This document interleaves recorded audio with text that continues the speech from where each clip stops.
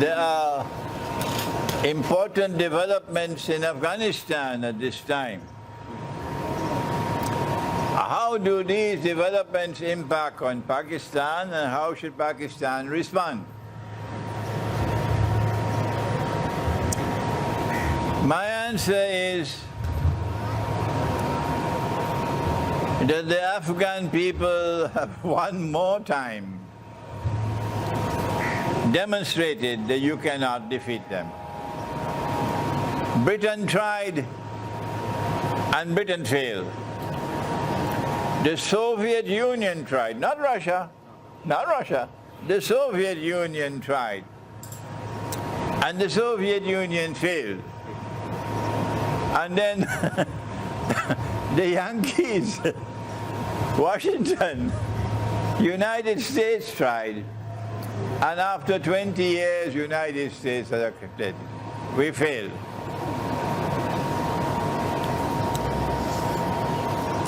The writing is on the wall. Even though Afghanistan has the same kind of ulama from Darul Uloom like Pakistan, but they have backbone and they can fight. They don't have the knowledge. No, they don't have the knowledge, but they have the backbone and they can fight. So the writing is on the wall. Islamabad can say what they want. The writing is on the wall. In my opinion, it's only a matter of time that the Islamic Emirate of Afghanistan will be restored. It was established in the 1990s,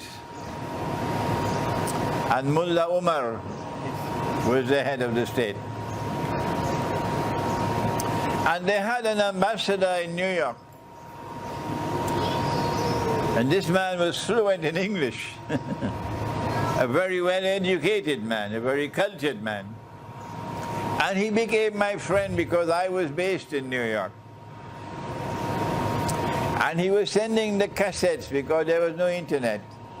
He was sending the cassettes of my lectures to Kabul. And he reported to me, Sheikh, Kabul agrees with you, everything except two.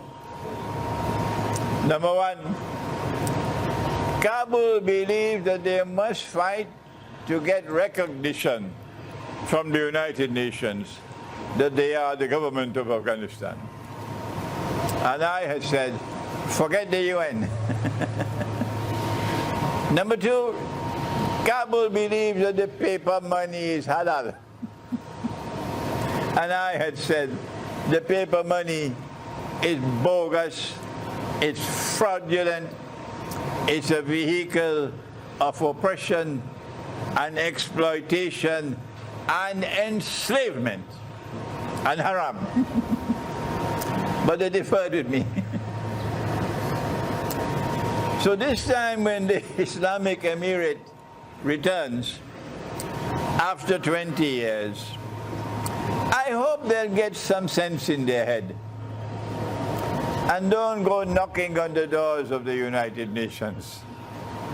You don't need the United Nations, number one. Number two, you don't need the IMF. You can declare in Afghanistan dinar and dirham as legal tender money. If the Islamic Emirate in Afghanistan does that, Pakistan, you can't sleep anymore. Your days for sleeping will be over. Islamabad will get a zalzala because Afghanistan will be showing the road of dealing with the subject of riba.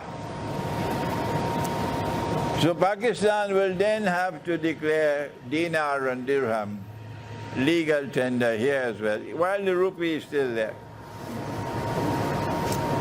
When Pakistan does that,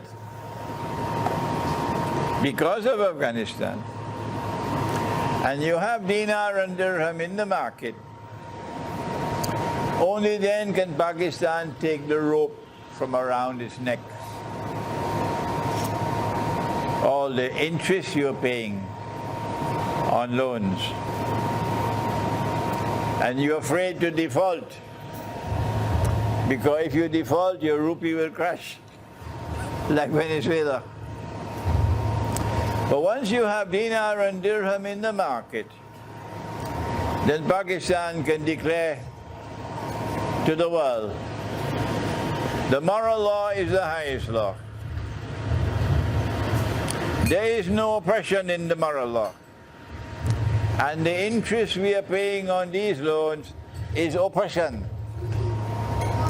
So we will not pay any more interest. Bas, khatam. Baat, khatam. We will not pay any more interest. But we will repay the capital sum borrowed. Then the money lender will not know what to do. Because if we tax the rupee and the rupee crashes, we have dinar and dirham. So there are developments taking place in Afghanistan now and about to take place, which can change Pakistan.